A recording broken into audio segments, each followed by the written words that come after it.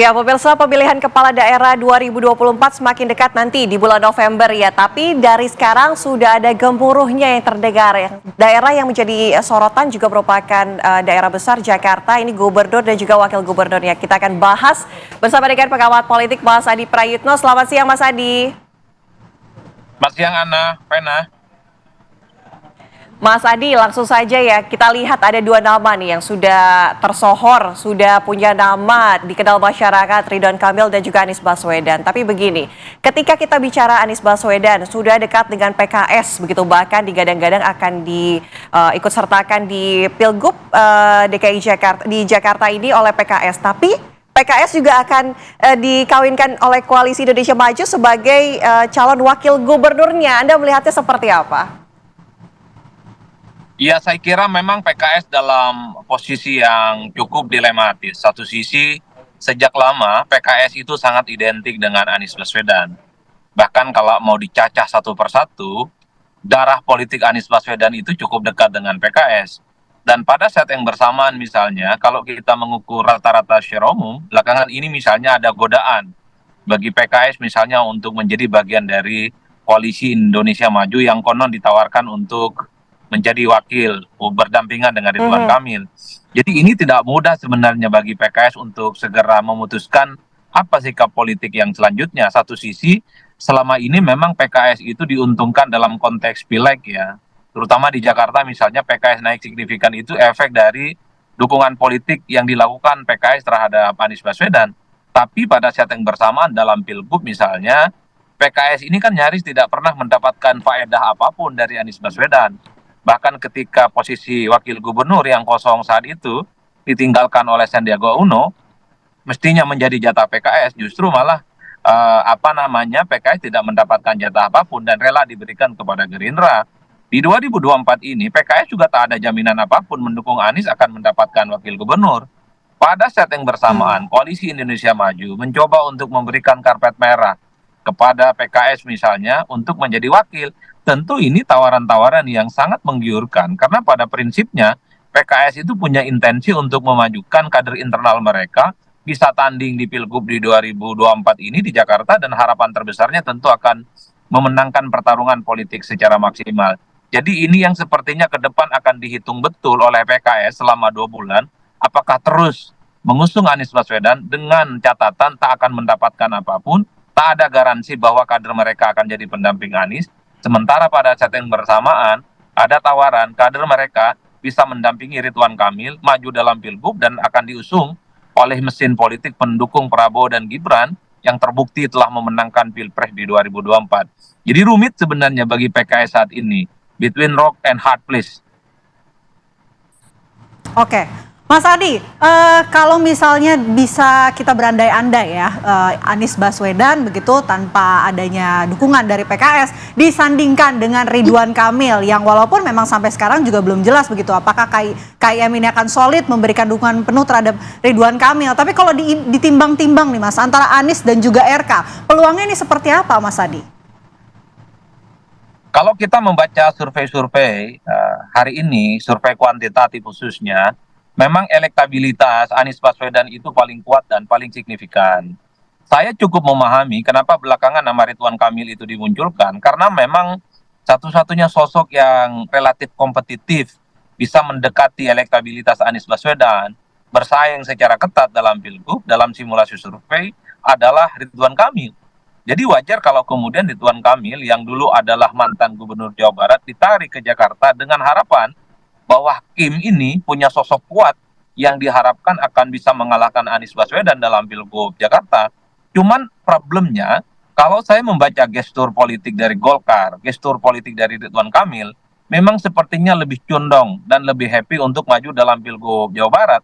Karena juga berdasarkan survei-survei, termasuk survei yang kita lakukan, Ridwan Kamil ini di Jawa Barat tidur saja bisa menang kan, kira-kira begitu bahasanya.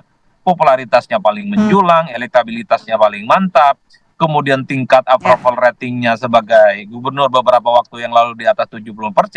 Modal sosial politik yang kemudian siapapun yang menjadi lawan Ridwan Kamil di Jawa Barat, rasa-rasanya agak sulit untuk bisa mengalahkan Ridwan Kamil. Sementara di Jakarta, Ridwan Kamil ini melawan nama besar Anies Baswedan, mantan gubernur, yang saya kira resource politiknya sampai hari ini masih cukup kuat. Dan tak ada jaminan sebenarnya bagi RK, sekalipun maju dalam Jakarta bisa mengalahkan Anies Baswedan. Ini yang sepertinya bagaimana Kim saat ini sedang menghitung betul. Memang ada kecenderungan kalau partai-partai pendukung Prabowo Gibran, khususnya Gerindra dan PAN, itu untuk memajukan Ridwan Kamil di Jakarta. Tapi Golkar lebih happy untuk memajukan Ridwan Kamil di Jawa Barat. Meski belakangan mulai muncul ya, bahwa sebenarnya memajukan Ridwan Kamil di Jakarta itu sebenarnya sebagai upaya supaya Gerindra dan PAN di Jawa Barat itu bisa berduet. Kan ini yang ramai diperbincangkan oleh publik belakangan. Jadi bukan semata-mata Ridwan Kamil punya peluang maju di Jakarta dan menang melawan Anies, tapi kalau RK di Jawa Barat maka Gerindra dan PAN punya kesempatan untuk menduetkan kader mereka, yaitu Deddy Mulyadi dengan Bima Arya atau Deddy Mulyadi dengan Desi Ratnasari. Ini yang kemudian belakangan menjadi tarikan nafas yang tidak mudah. Artinya apa? Partai-partai Kim ini sedang mencoba untuk menegosiasikan dalam konteks apa sebenarnya kepentingan politik mereka itu bisa ada titik temu yang bisa dikompromikan. Golkar tentu punya intensi untuk memajukan kader terbaik mereka di Jawa Barat dan tentu juga punya harapan. Di Jakarta ada kader yang bisa diusung. Di Jakarta misalnya bukan hanya Ridwan Kamil yang disorongkan.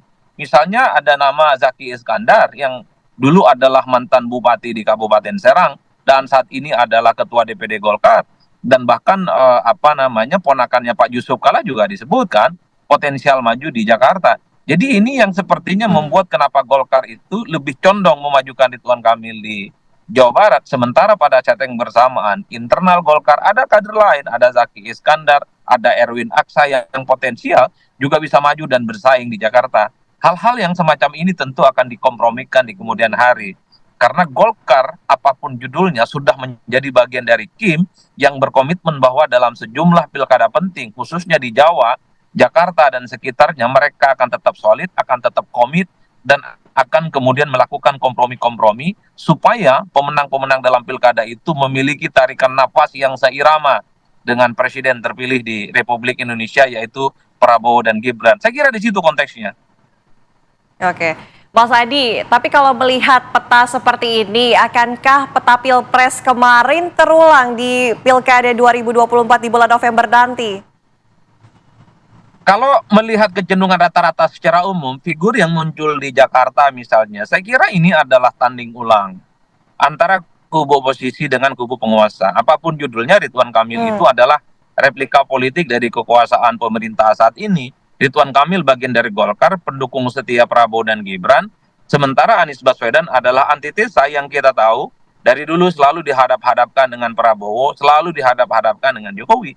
Jadi pada level figur inilah kemudian wajar kalau kemudian publik menilai kalau terjadi head to head antara Anies dan Ridwan Kamil, ini mengulang bagaimana Pilpres di 2024 itu dikloning dan pindah ke Jakarta.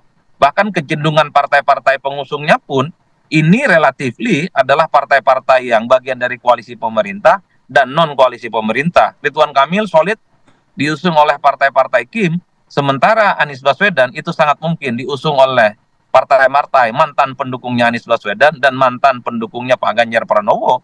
Even PDIP sekalipun kan menyatakan tertarik sebenarnya untuk berkoalisi dengan Anies Baswedan. Jadi bagi saya, kalau RK maju, Anies maju, hakul yakin ini mengulang bagaimana Pilpres itu kemudian dipindahkan dalam arena pertarungan di Pilgub Jakarta. Bagi saya menarik. Dan kemudian layak kita tunggu. Tapi satu hal, ada kecenderungan misalnya Ridwan Kamil nggak mau maju di Jakarta, anggap saja itu deadlock, dan Golkar juga nggak mau Ridwan Kamil di Jakarta. Mestinya Kim ini memunculkan nama lain di luar Ridwan Kamil. Saya selalu mengatakan, kenapa Kim ini tidak mengusulkan nama besar seperti Kaisang? Kaisang itu adalah sosok yang muda, anak presiden, dan saat ini adalah ketua umum PSI. Saya kira Kaisang ini sangat layak untuk dipertimbangkan sebagai opsi andai Ridwan Kamil menolak dan tidak direstui maju di Jakarta. Kalau Kaisang versus Anies, saya kira ini akan semakin mantap. Ini akan menjadi replika bagaimana arah politik Jokowi akan melawan Anies Baswedan. Baik, tentunya nanti kita lihat ya akan seperti apa peta koalisi partai maupun nanti siapa-siapa aja yang akan benar-benar maju dalam terulang ya DKI Jakarta. Terima kasih banyak Mas Adi Praetno atas waktunya di Apa Kabar Indonesia Siang. Selamat siang.